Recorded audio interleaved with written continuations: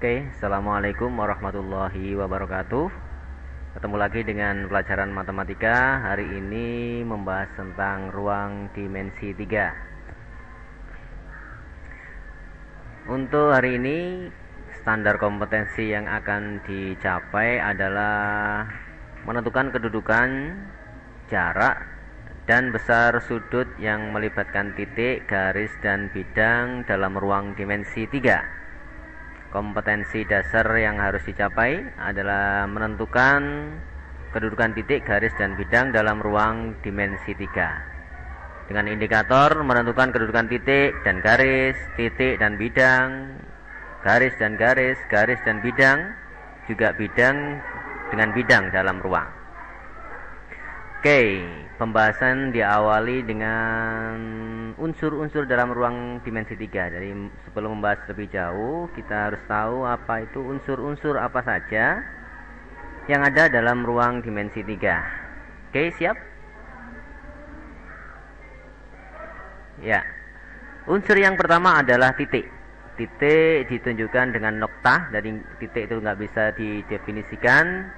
Dia hanya bisa digambarkan dengan noktah seperti ini. Ini adalah titik A, titik P, dan titik Q. Dan sesuai dengan kesepakatan, kalau titik itu dinotasikan dengan huruf besar.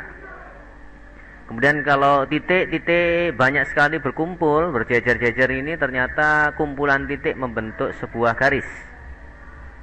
Garis ini, warna merah ini adalah garis. Dia tidak terbatas ke kiri dan ke kanan, tapi yang digambar hanya cukup wakilnya saja. Di sini kebetulan dinamakan dengan garis G. Dan disepakati juga kalau garis menggunakan huruf kecil. Kemudian garis-garis berkumpul jadi beberapa garis membentuk satu bidang namanya. Membentuk satu bidang. Jadi ini adalah bidang ABCD yang sebenarnya luasnya tak terbatas, namun dalam gambar geometrinya disimbolkan dengan ABCD, dan ini disimbolkan dengan bidang V. Jadi hanya 3, titik, garis, dan bidang. Itu adalah unsur utama pembentuk dalam dimensi 3. Oke, bisa diterima. Lanjut ke kedudukan masing-masing komponen tersebut. Unsur-unsur itu ada kedudukannya. Yang pertama adalah titik dan garis. Bagaimana kedudukan titik terhadap garis? Yang pertama adalah titik terletak pada garis. Ini titik A, ini garis G, titik A nempel di sini. Maka dikatakan titik A terletak pada garis G. Kemudian kedudukan yang kedua adalah di luar. Lawan dari terletak adalah di luar. Ini gambarnya titik A, dan ini garis G. Dia tidak menempel, berarti titik A di luar garis G. Lanjut. Habis titik dengan garis, sekarang titik dengan bidang. Hampir sama. Tadi ada terletak, ada di luar. Sekarang juga gitu. Ini titik A terletak pada bidang. Titik A-nya di sini, dia nempel pada bidang V, berarti titik A terletak pada bidang V. Sama juga dengan tadi. Habis lawannya terletak berarti di luar. Ini titik A, ini bidang V, dia tidak menempel, berarti dikatakan titik A terletak di luar bidang V. Hubungan berikutnya adalah garis dengan garis. Garis dengan garis, yang pertama adalah berimpit. Ini ada garis G, dan ini adalah garis garis H. Garis G dan H saling berimpit di sini. Ya, ini dikatakan berimpit karena arahnya sama dalam bidang yang sama juga. Kemudian ada garis berpotongan. Namanya saja berpotongan, berarti ada titik potong. Ini dilihat garis G dan garis H berpotongan di titik A. Ada lagi hubungan garis dengan garis. Garis dengan garis sejajar. Ini garis G di sini, garis H di sini, dia tidak ketemu, arahnya sama, berarti dikatakan garis G sejajar dengan garis H. Kemudian ada lagi mirip dengan sejajar, tidak pernah ketemu juga, tapi dia arahnya berbeda. Ini garis G arahnya ke sana, garis H arahnya ke sana, nggak pernah ketemu juga, tapi arahnya berbeda. Jadi dikatakan garis G bersilangan dengan garis H. Bisa diterima keterangannya? Oke, lanjut. Kemudian garis terhadap bidang, ada hubungan yang pertama adalah terletak. Ini gambar garis G, ini bidang V, garis G nempel pada bidang V. Berarti bisa dikatakan garis G terletak pada bidang V. Bila tidak menempel tapi arahnya sama, ini garis G di atas, bidang V di bawah, maka dikatakan garis G sejajar dengan bidang V. Kemudian jika garis G dan bidang V bertemu, saling memotong ini, maka dikatakan garis G menembus bidang V atau memotong bidang V, berarti ada titik potongnya atau titik tembusnya.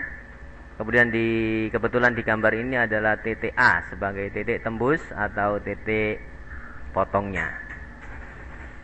Sekarang kedudukan bidang terhadap bidang yang lain, bidang dengan bidang. Ada kalanya berimpit. Ini bidang V dan W berimpit. Dia saling tumpang tindih di situ, berarti bidang V dan W berimpit. Kemudian ada lagi bidang yang sejajar. Ya, ini bidang W, bidang V tidak saling berimpit, lawannya berarti dia sejajar karena arahnya sama. Bila kedua bidang tersebut saling bertemu, nah kayak ini bidang yang warna ungu sama bidang yang warna abu-abu bertemu, berpotongan, berarti ada garis potongnya di sini, ada garis G adalah garis potong, maka dikatakan bidang V berpotongan dengan bidang W dan garis G adalah perpotongan dua bidang tersebut. Nah, ini adalah teori awalnya. Sekarang masuk ke contoh soal. Siap? Contoh soal yang pertama, diketahui kubus A, B, C, D, E, F, G, H seperti gambar. Yang ditanya bagaimana kedudukan AE dan BC, bagaimana kedudukan AG dan EC, garis dan garis. Yang C garis dan bidang, yang D garis dan bidang, untuk yang E bidang dengan bidang. Oke, kita lihat langsung solusinya. Untuk pertanyaan pertama, hubungan atau kedudukan dari garis AE dan garis BC. Garis AE yang warna merah, BC yang warna merah juga. Apa kira-kira hubungannya? Ya, dia tidak berpotongan, dia juga tidak sejajar, berarti garis AE dan garis BC itu saling bersilangan. Lanjut ke soal berikutnya, soal B. Garis AG dan EC. AG di sini dia diagonal ruang, EC-nya di sini dia juga diagonal ruang, bisa dibayangkan. Kira-kira apa hubungannya dua garis diagonal ruang ini? Kita lihat solusinya. AG dihubungkan, EC dihubungkan, ternyata dia ketemu. Berarti AG dan EC adalah saling berpotongan. Berpotongan tepat di tengah ya. Oke. Lanjut soal yang C. Soal yang C adalah EC dan ACGE. EC diagonal ruang, ACGE adalah bidang diagonal. Solusinya kita lihat. EC dihubungkan. Yes, ini dihubungkan. Kemudian ACGE diarsip seperti ini. Ya, kira-kira apa hubungannya EC dengan ACGE? Ya, benar. Dia terletak. Garis EC terletak pada bidang ACGE. Dia menempel di situ. Dia di dalamnya. Lanjut ke soal D. Soal D, HB dan ABCD. Kita lihat solusinya. HB itu ini. HB adalah diagonal ruang, HB. Kemudian ABCD adalah bidang alas. Bisa dibayangkan kira-kira apa kedudukannya HB dan ABCD. Oke, di sini ada titik ketemunya ini. Berarti HB sama ABCD adalah perpotongan atau menembus. Titik tembusnya di mana? Ya, di titik B ini. Ini titik tembusnya antara garis HB dan ABCD. Soal terakhir, bidang EFGH dan ACGE. Kita lihat solusinya. EFGH. Mana EFGH? Nih. EFGH adalah bidang atas. ACGE adalah bidang diagonal. Ya. Bidang dengan bidang ini ternyata dia ketemu di garis EG. Tadi bisa dikatakan bidang EFGH berpotongan dengan ACGE. Berpotongan dengan ACGE. Bisa diterima materi hari ini? Oke, berarti materi unsur-unsur dan kedudukan dimensi 3 sudah tersampaikan. Semoga bermanfaat. Terima kasih, selamat belajar dan assalamualaikum warahmatullahi wabarakatuh.